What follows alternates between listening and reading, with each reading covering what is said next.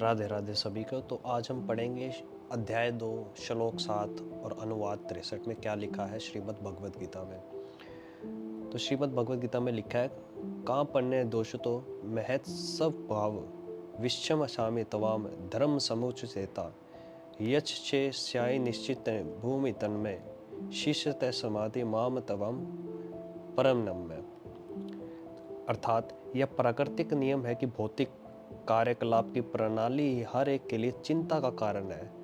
पग पग पर उलझन मिलती है, अतः प्रामाणिक गुरु के पास जाना आवश्यक है, जो जीवन के उद्देश्य को पूरा करने के लिए समुचित पद निर्देश दे सके।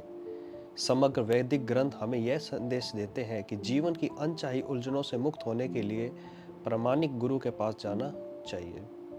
ये उलझने उस दावनिक के समान है जो किसी के द्वारा लगाए बिना भभक उठती है। इसी प्रकार विश्व की स्थिति ऐसी है कि बिना चाहे जीवन की उलझने स्वतः उत्पन्न हो जाती।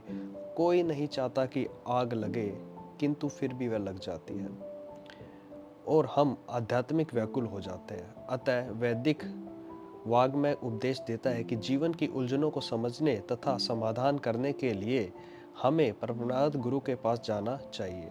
जिस व्यक्ति का प्रामाणिक गुरु होता है वह सब कुछ जानता है, अतः मनुष्य को भौतिक उलझनों में ना रहकर गुरु के पास जाना चाहिए। यह इस श्लोक का तात्पर्य है।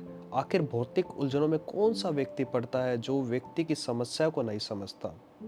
ब्रह्मदारण्य के उपनिषद में व्याकुल मनुष्य का वर्णन इस प्रकार हुआ है, यो वा एक दर्शन ज्ञाक विदित समालो कांत प्रेणित स कृपण। कृपण वह है जो मानव जीवन की समस्याओं को हल नहीं करता, आत्म साक्षात्कार के विज्ञान को समझे बिना कुकर शुक्र की भांति इस संसार को त्याग कर चला जाता है।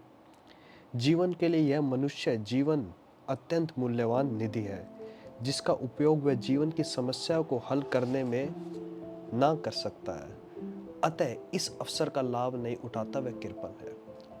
ब्राह्मण इसके विपरीत होता है, जो इस शरीर का उपयोग जीवन की समस्त समस्याओं को हल करने में करता है। यह एक दशक गार्णी विधि में संभालो काकते प्रेतच ब्राह्मण।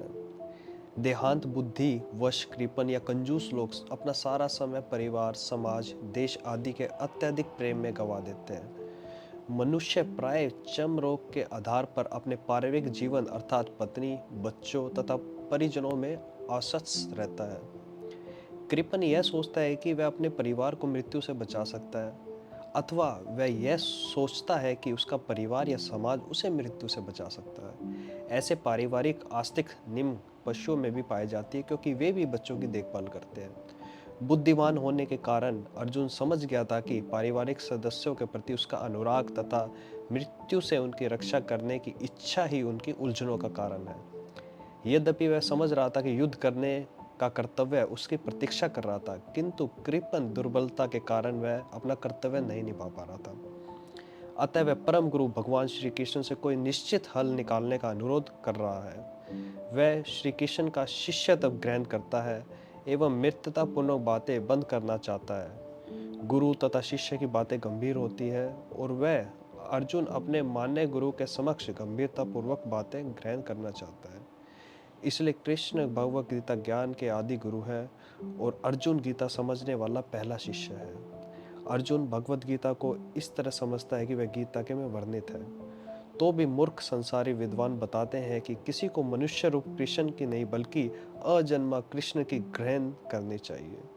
कृष्ण के अतत तथा ब्रह्मा में कोई अंतर नहीं है। इस ज्ञान के बिना जो श्रीमद् भगवद गीता को समझने का प्रयास करता है वह सबसे बड़ा मूर्ख है। राधे राधे।